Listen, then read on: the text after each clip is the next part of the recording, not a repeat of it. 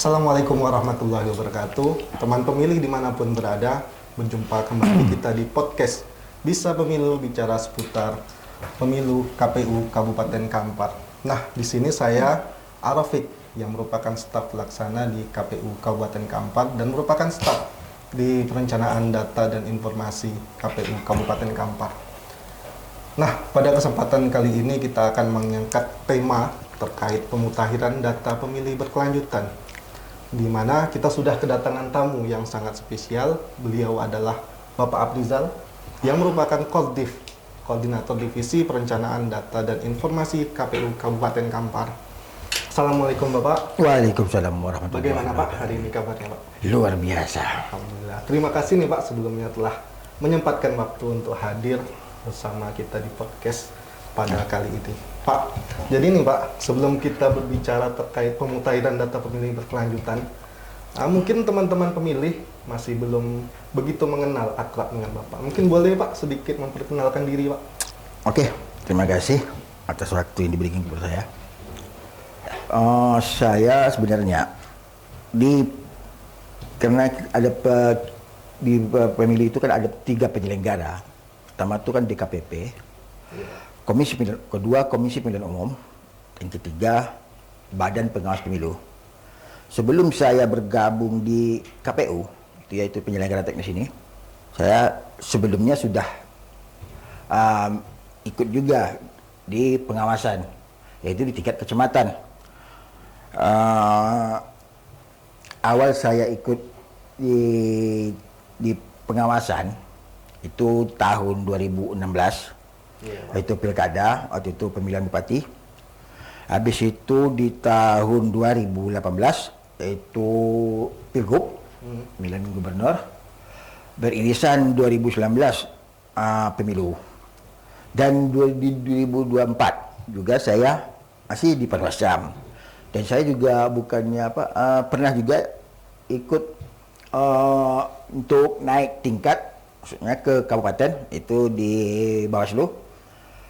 Mungkin ya belum rezekinya, dan akhir itu habis itu ada lagi buka untuk komisioner KPU. Saya ikut di situ. Alhamdulillah, mungkin ya rezeki dan Allah mengamanahkan kepada saya untuk mendapatkan rezekinya dari KPU.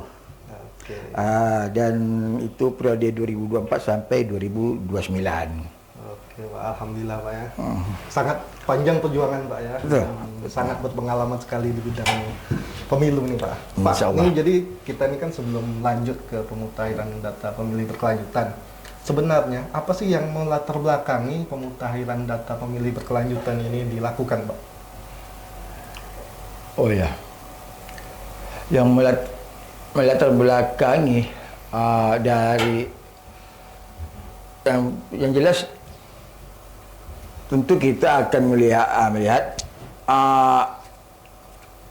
apa tujuan utamanya dilaksanakannya pemutakhiran itu. Tentu nanti akan dapat yang melatar belakanginya.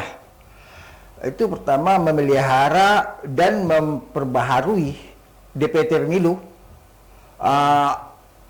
dan pemilihan terakhir secara berkelanjutan untuk penyusunan DPT pada pemilu atau pemilihan berikutnya, dengan tetap menjamin kerahasiaan data, karena itu kan dilindungi juga oleh Undang-Undang Perlindungan Data Pribadi. Dan kedua mungkin menyediakan data dan informasi pemilih berskala nasional mengenai data pemilih secara komprehensif, akurat, dan mutakhir. Oke Pak. Oke Pak, sudah sangat jelas nih Pak ya. Jadi gini Pak, pemutaran data ini kan di tahun 2025 sudah kita laksanakan Pak. Ya. Jadi apakah ada payung hukum yang memang dasar hukum untuk pelaksanaan data pemilih berkelanjutan ini yang sudah disiapkan oleh KPU yang kita laksanakan saat ini itu Pak? Dasar-dasar hukumnya seperti apa Pak? Tentu setiap yang dilakukan oleh KPU Penyelenggaraan teknis tentu berdasarkan undang-undang dan peraturan. Itu pertama, Undang-Undang Nomor 7 itu jelas, Undang Nomor 7 tahun 2017 itu tentang pemilu. Karena itulah kitab sucinya penyelenggara pemilu. Undang Nomor 7. Di situ di Undang-Undang Nomor 7 2017 itu lengkap, mulai dari penyelenggara DKPP, KPU dan Bawaslu. Itu mulai dari jajaran atas pusat sampai kalau KPU-nya sampai ke KPPS, kalau Bawaslu dari pusat, dari RI-nya sampai pengawas TPS, itu diterangkan semua tugas, wewenang dan kewajiban dari mereka. Di situ sudah detail semua, dan hukum-hukum pidananya juga ada di situ di Undang-Undang Nomor 7 2017. Yang kedua, Undang-Undang Nomor 1 tahun 2015, junto Undang-Undang 6 tahun 2020, pemilihan gubernur, bupati dan wali kota. Yang ketiga, PKPU Nomor 1 2025, pemutahiran data pemilih berkelanjutan. Itulah peraturan dan undang-undang yang melandasi yang dilakukan oleh KPU. Oke, Pak, ya. Berarti undang-undang terkait dasar-dasar hukumnya sudah lengkap. Sudah, undang-undang dan peraturan PKPU-nya. Ini kan dasar hukum semuanya sudah lengkap nih, Pak. Ya. Jadi sebenarnya tujuan dari pemutahiran data pemilih berkelanjutan itu kemana itu, Pak, arahnya, Pak?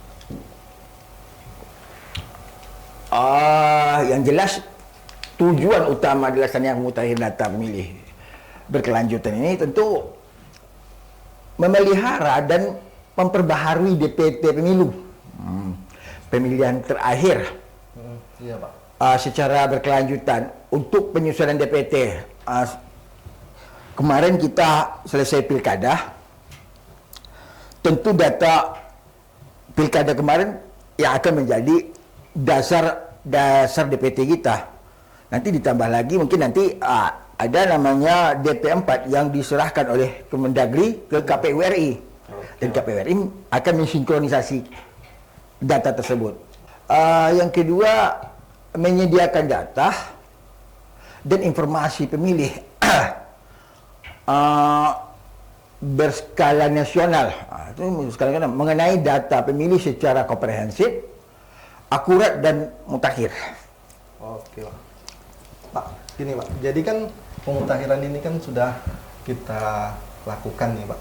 Jadi sasaran untuk kita melakukan pemutahiran data pemilih berkelanjutan ini kepada siapa saja, Pak? Apakah pemilih pemula, ataukah pemilih milenial atau Gen Z, atau seperti apa, Pak? Sasaran dari pemutahiran ini, Pak. Oke.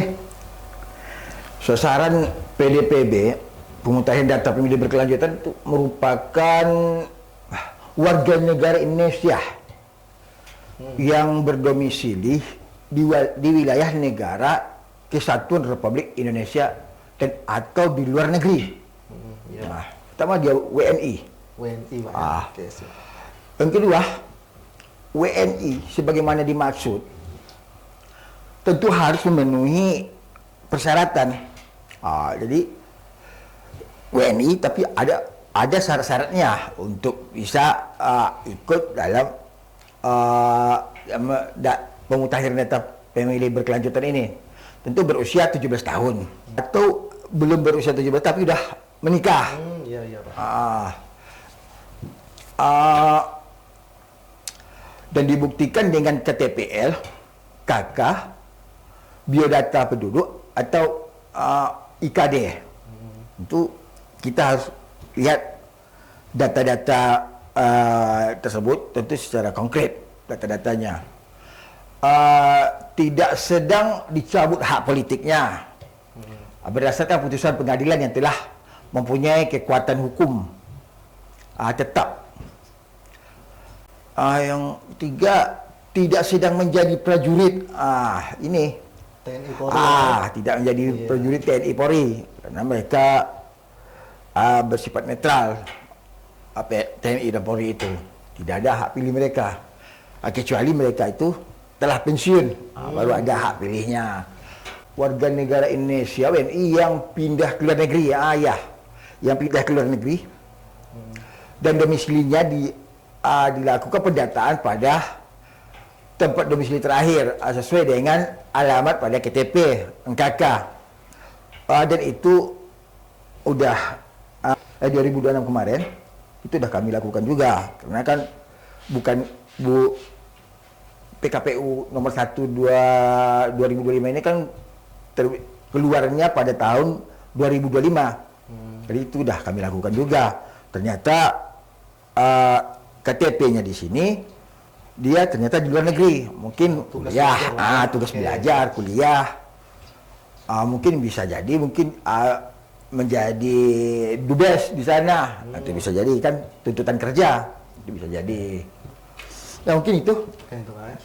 Jadi kan ini sasarannya sudah jelas nih Pak, siapa-siapa aja yang dilakukan pemutahiran data pemilih berkelanjutan nih Pak. Jadi untuk di KPU sendiri nih Pak, dari internal di KPU sendiri itu siapa saja yang melaksanakan pemutahiran data pemilih berkelanjutan itu Pak, sehingga nanti pemutahiran data pemilih berkelanjutan ini sukses dilaksanakan Pak. Dari internal kita Pak. Dari internal KPU tentu itu adalah di bawah naungan divisi Rendatin, Perencanaan Data dan Informasi. Cuma untuk kita ke lapangan, tentu kita saling yang namanya kita itu kan ada mitra kerja juga. Iya, betul, Pak. Tentu saling membantu di situ, kayak seperti Coktas, sekarang Coktas tuh. Coktas, ya. Pencocokan terbatas kan gitu. Tentu kita dengan wilayah Kampar 21 kecamatan dan 250 desa, tentu tidak akan selesai oleh divisi Rendatin aja. Tentu ada teman-teman komisioner lainnya juga ikut membantu, dan staf baik itu Kasubag, operator dan admin. Tentu semuanya bekerja untuk membantu. Karena kalau melihat bahwa sebetulnya yang masalah intinya di KPU itu adalah data. Data itulah nanti akurat atau tidak akuratnya tentu disitulah kerjanya Rendatin, dan dibantu oleh teman-teman yang lain, dan dibantu juga oleh stakeholder dan teman kita juga sesama penyelenggara pemilu seperti Bawaslu. Oke Pak. Jadi kan pemutahiran ini sudah dilaksanakan ya Pak 2025 nih Pak. Jadi sebelum melaksanakan itu Pak, kan pasti ada data-data yang diolah tuh Pak. Apakah memang data-data itu kita dapatkan sendiri atas inisiasi dari KPU Kabupaten Kampar, atau ada sumber lain Pak? Sumber-sumbernya dari mana gitu Pak? Oke. Tentu itu ada sumbernya. Ada Pak ya? Tentu kita tidak akan sembarangan mengolah data. Iya, Pak.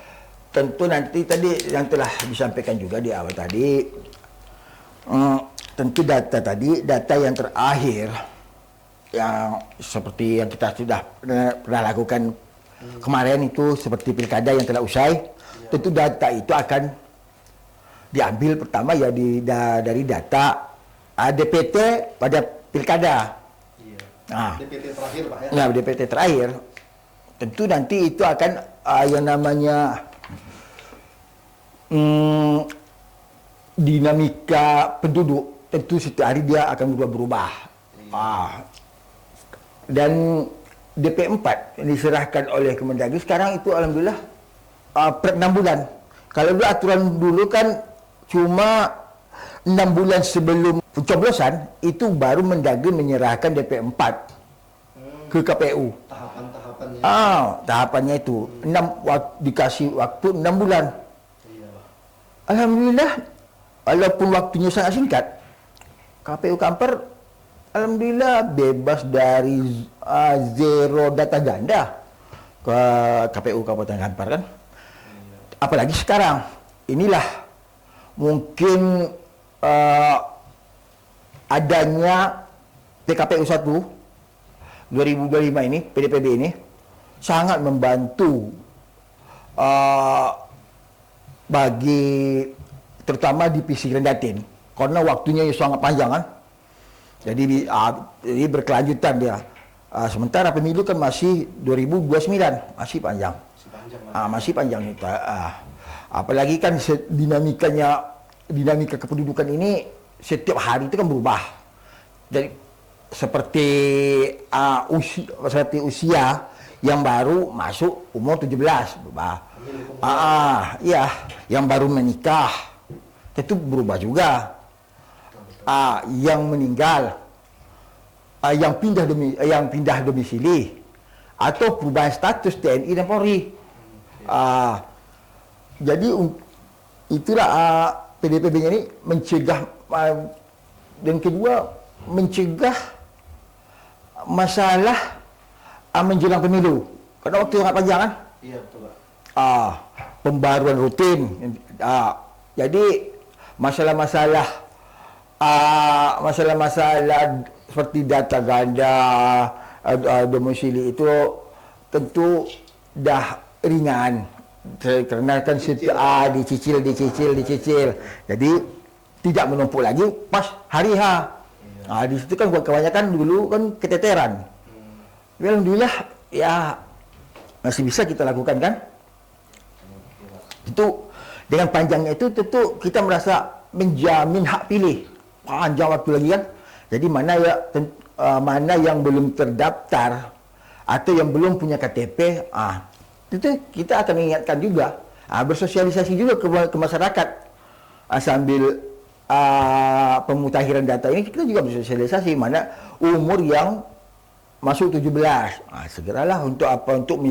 Untuk menjaga hak pilih. Kan sudah apa, Pak?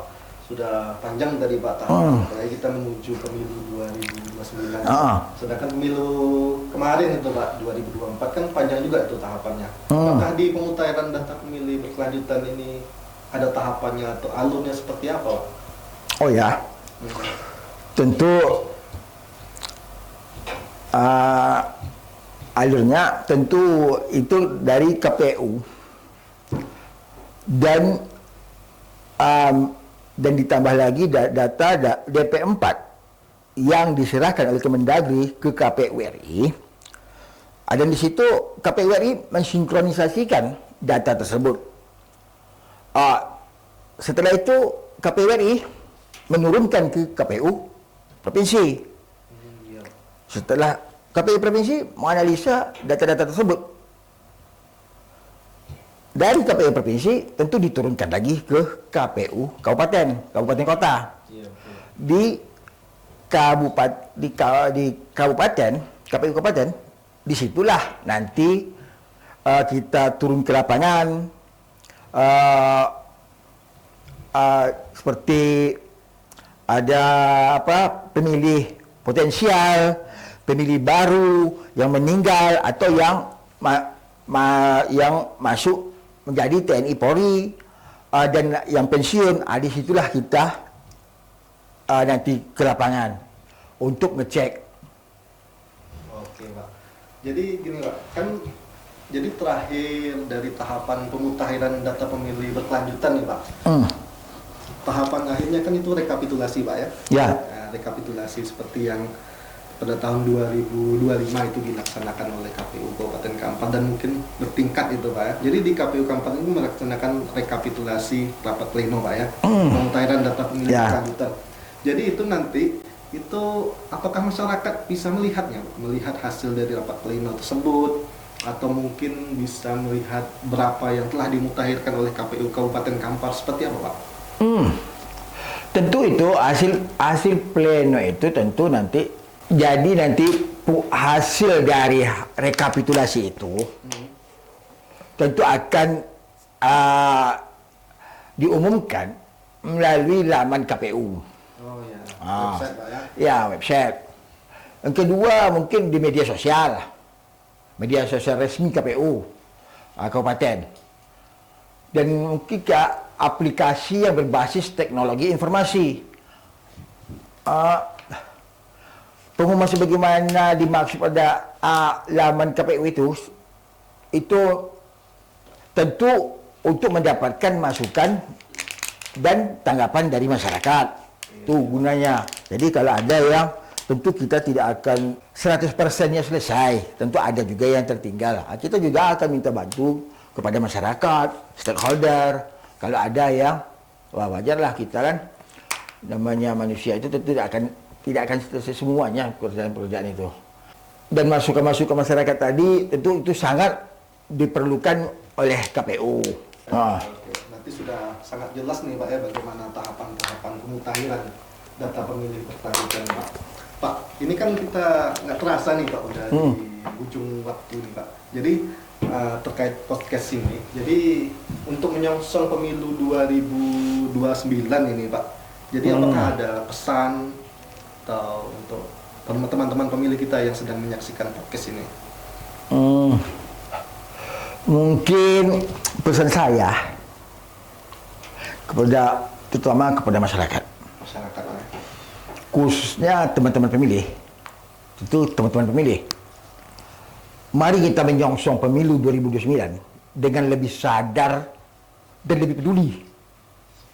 Demokrasi bukan hanya soal datang ke TPS saat hari pemungutan suara, tetapi juga soal memastikan diri kita terdaftar sebagai pemilih, menjaga data kependudukan kita tetap valid, dan ikut mengawasi proses pemilu.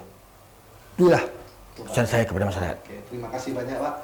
Jadi ini kita sudah di penghujung acara nih Pak. Jadi saya Alfik mohon maaf jika ada kekurangan. Akhir kata, wabillahi taufiq wal hidayah. Wassalamualaikum warahmatullahi wabarakatuh. Waalaikumsalam warahmatullahi wabarakatuh.